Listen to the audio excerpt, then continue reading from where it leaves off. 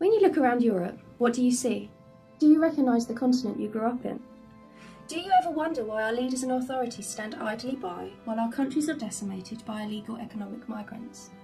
Do you wonder why the mainstream media is silent when it comes to the truth of what's happening? Do you feel like you're going crazy? I have for a long time seen the realities of what's happening in Europe and decided to find out just what the hell is going on. I didn't like what I found, and you won't like it either. On November the 27th and 28th, 1995, under the Spanish presidency of the EU, the 28 member states, along with 15 other non-EU countries, founded the Barcelona Declaration. What's that, you say? You've never heard of it? Well, of course you haven't, because this single agreement is solely responsible for the destruction of Europe. So what is it? Known as the Barcelona Euro-Mediterranean Declaration of 1995, which was agreed upon by the EU, Morocco, Algeria, Tunisia, Egypt, Jordan, the Palestinian Authority, Syria, Lebanon, Turkey and Israel. This agreement, under the guise of being a trade deal, is actually an agreement to flood Europe with migrants from Islamic countries. But why would they want to do that, you say? Well, what is often the motivation for our leaders to do the things they do? Greed and self-interest, of course. In exchange for flooding Europe with Muslim migrants, they get trade deals and backhanders from the Arab world, who we know are hell-bent on turning the world Islamic and silencing anyone who dares speak out against their oppressive and hateful ideology.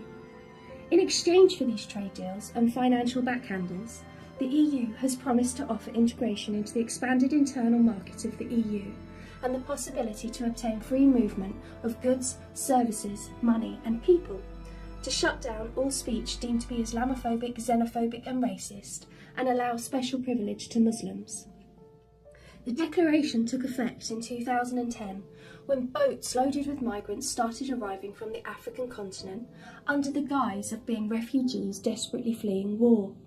The media exposed us to images of dead children on an almost daily basis to evoke the emotion and sympathy with their plight, while at the same time distracting us from the reality of what was actually being played out.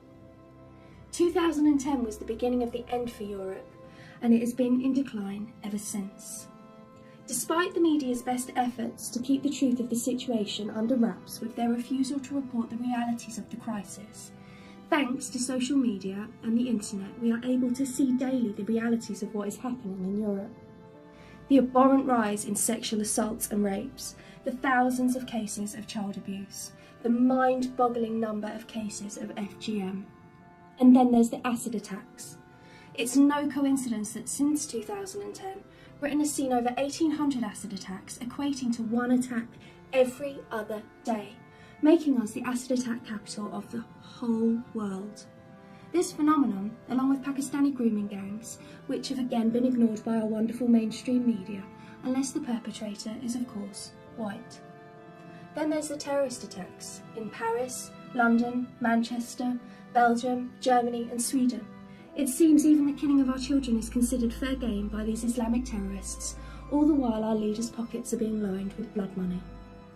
And while Muslims are afforded what is in reality special privileges to preach hate in our streets, protest our military, burn poppies, rape our children, murder our women, and generally do whatever they please, anyone who dares speak out or stand up against what is happening is smeared with the unfounded labels of racist, Nazi, bigot and Islamophobe. But these labels have no effect at silencing us anymore. We are starting to fight back. Make no mistake, this is the genocide of Europe. Our cultures, our heritage, our traditions and values are all under attack. The freedoms that make Europe such an amazing continent are under threat, including women's rights, the protection of children, the rights of the LGBT community that were fought for over many decades and finally secured, are now at risk from the oppressive, hateful and intolerant ideology of Islam. Women in parts of Europe are scared to go out alone at night in Muslim-majority areas. They are being told what they can and cannot wear, what they should be covered up to comply with the sensibilities of Islamic dictates. Sharia patrols tell British citizens what they can and cannot do. Our legal system is used against us to protect Muslims, while non-Muslim British people are punished harshly for trivial things perceived as Islamophobic. Then there's the birth rates, the multiple wives, the failure to integrate properly, and very little contribution to the country in any meaningful way. 75% of Muslim women are unemployed and will never work or contribute financially to Britain, while the costs of their housing, maternity, birth, healthcare and education for their many children is all paid for by the taxpayers. For 1400 years, Islamic domination has been the primary goal of Islam. Every country that has ever taken in Islamic migrants has changed for the worst. You only have to look at countries like Iran, Afghanistan and Syria to see how conservative Islam changes a country from free and progressive to an oppressive hellhole for anyone except Muslim males. Wahhabi and Salafi ultra-conservative forms of Islam are being imported into Britain at an alarming rate, with over 70 mosques in Britain already and countless madrasas teaching the next generation of British Muslims about the particular kind of intolerance, hate, oppression, sexism and homophobia that's taught in Saudi Arabia.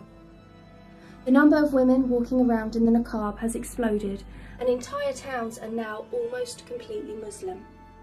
Unless something changes, Britain will be predominantly Islamic within 2 generations.